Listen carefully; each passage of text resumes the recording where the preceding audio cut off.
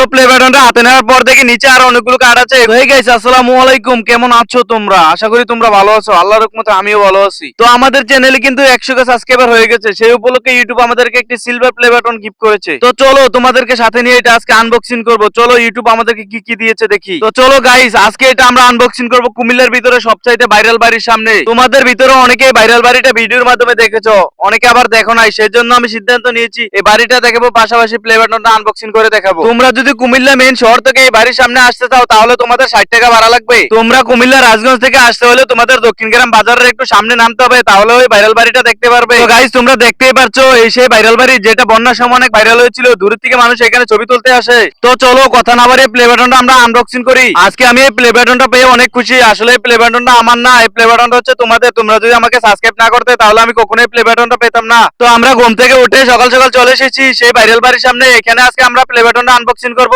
তো চলো কথা না বাড়িয়ে আমরা প্লে বাটনটা আনবক্সিং করতে থাকি।